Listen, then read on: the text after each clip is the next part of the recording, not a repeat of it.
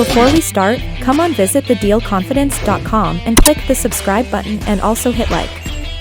If you want to be updated on our new upload, just hit the notification bell and you'll be updated automatically. Now let's proceed to the video.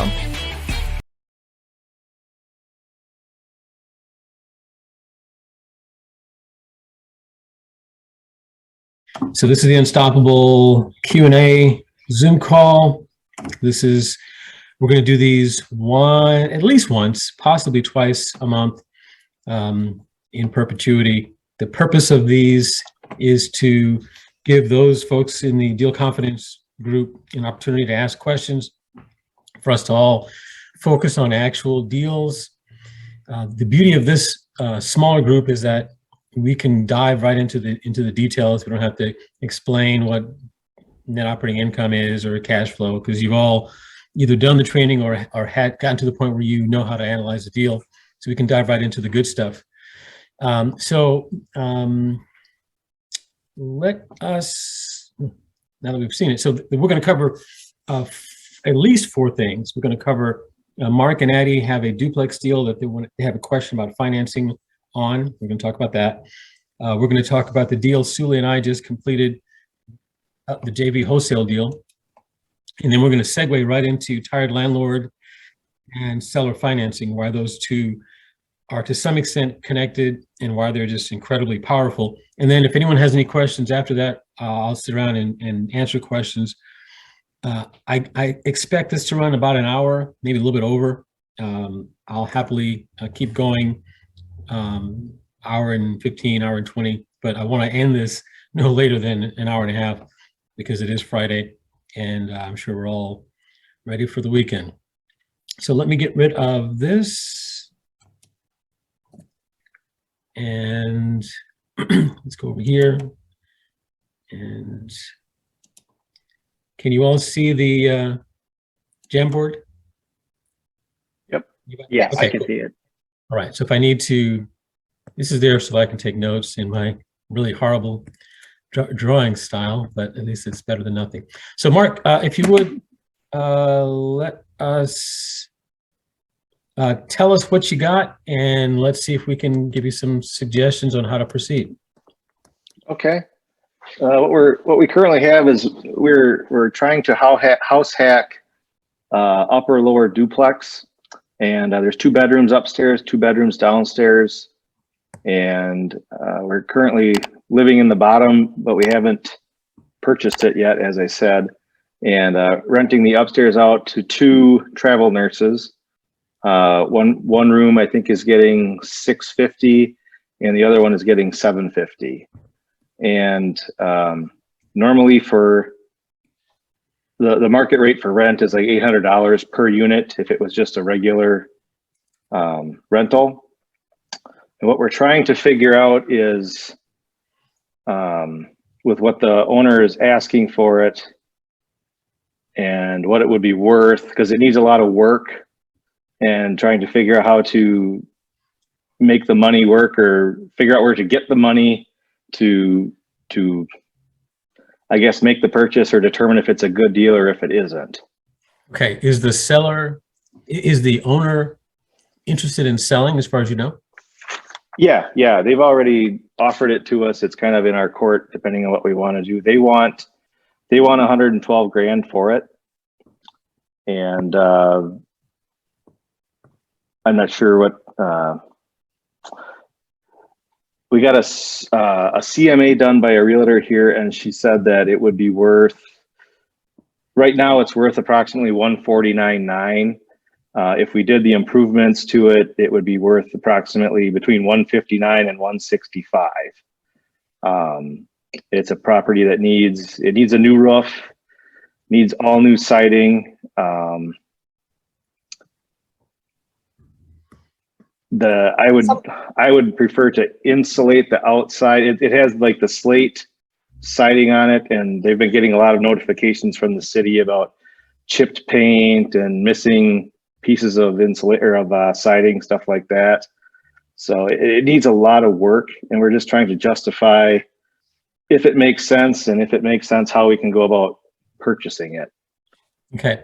Is the seller aware that it needs work? Oh yeah, yep. Okay. Do you have an idea, all included, how much work we're talking, how much it would cost to do all the things that needed to be done to the house? I don't have an exact price for all that. I've heard anywhere from 20 to 30,000. We got one quote on a roof that was about $9,000. Yeah. But the siding portion of it, I have no idea. Okay. So, and he's asking 112. We think it's 112. potentially similar houses in the market could sell for 150, but I assume that that's retail. So those are fixed and beautiful. Yeah. Yep. Okay. Fixed and beautiful. She had said 150 on the. Sorry, Addie, I lost the last part. Mark, you know where she was going with that? So the Yeah, there you go. said the upper end of 150. So 150 is Did you lose me? Yeah, You're- we're losing you. kind of warbling a little bit, or your signal is at least. But that's fine. So the good news is that the seller. Well, let me ask you this: how long have you been renting this? We've Or how been long in has it been rented? before we moved in October, and it had been vacant for, I think, 3 months. And so we moved in October.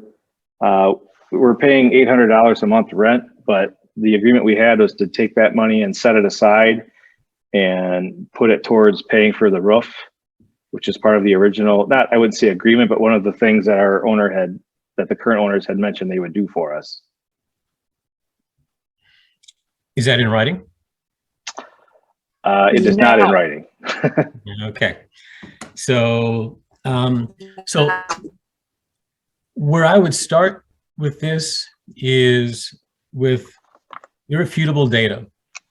So Okay. I would identify all the areas that need work, Okay. and get a contractor or two to give you a written estimate for what it would cost to repair it.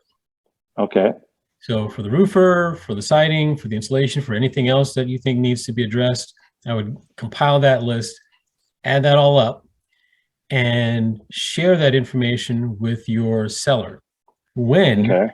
you make them an offer. Give me an idea. Is this the only property that this seller has, or do they have other properties? They have other properties as well. Okay, so this is they're in the business. Yes. Yep. Okay. Yeah, they're investors. Okay, and remind me what state this is?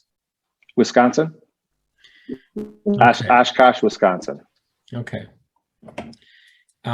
So in situations like this, I'm always going to want to make a seller financed offer because there's no downside. The worst thing they can do is say Okay. no, but right now they're getting an income stream over time in the form of rent.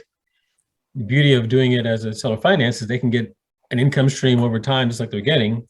Plus, they can get something upfront as a down payment, but it doesn't really change.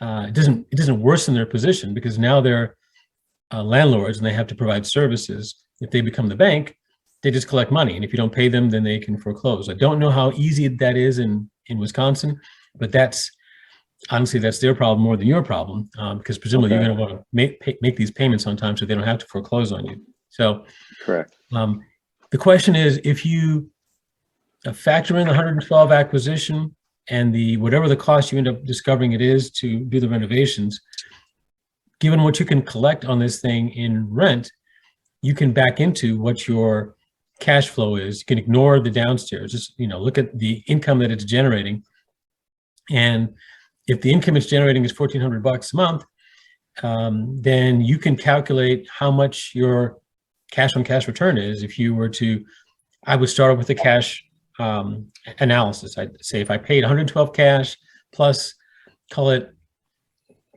$28,000 in repairs to make the math easy for me, that's $150,000 exactly in acquisition, in purchase and repairs. I don't know what the closing costs are in Wisconsin, but I can't imagine that they're horrendous. So roughly $150,000 all in. And then you would take into account you calculate your cash flow, your NOI, and your expenses. Do all that math that we did in the training to get your cash flow, and then calculate if you bought this thing for cash, what kind of cash on cash return you'd get.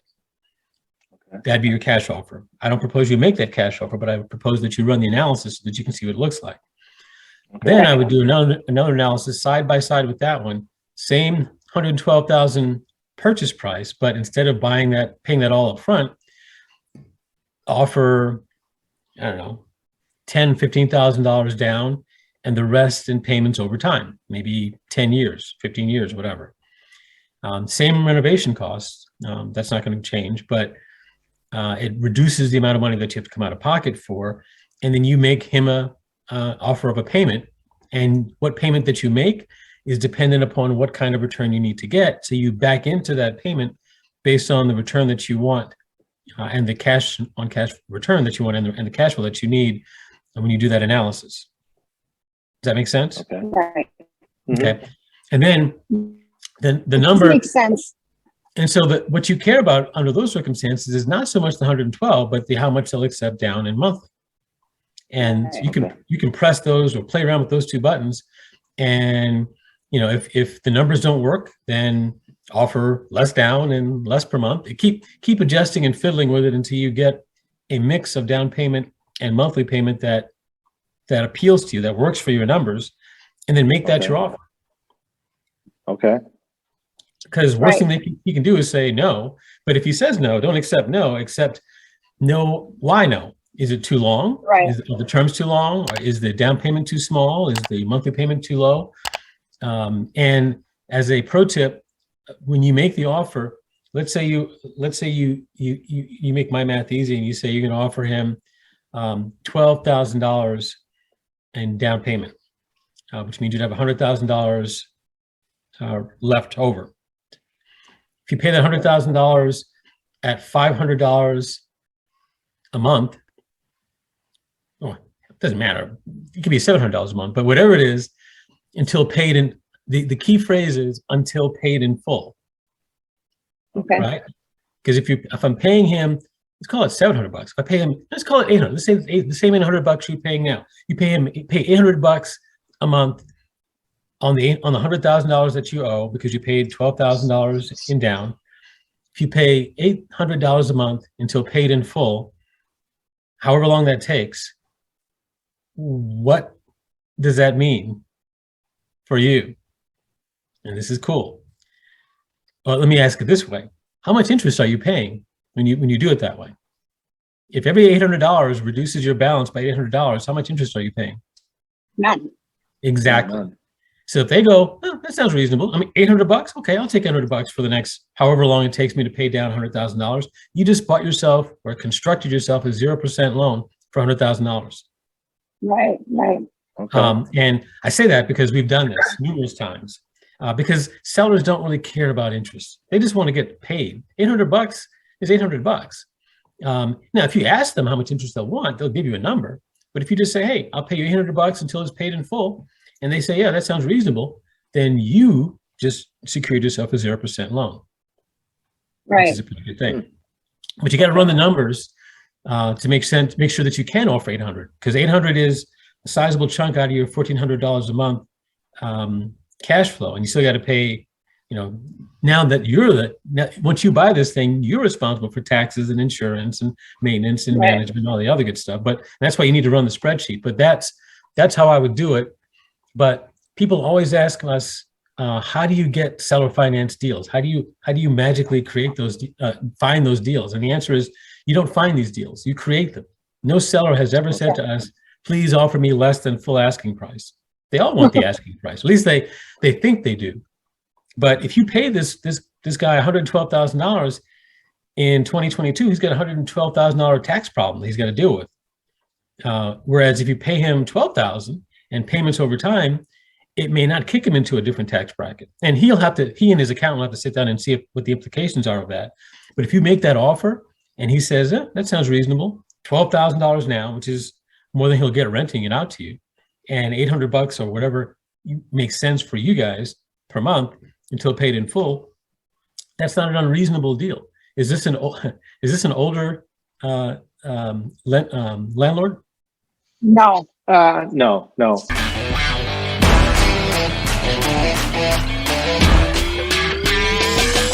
If you want to watch the part 2 of this duplex deal financing from the Q&A segment, then be sure to click the notification bell to get always updated when the part 2 will be uploaded. Thank you for watching.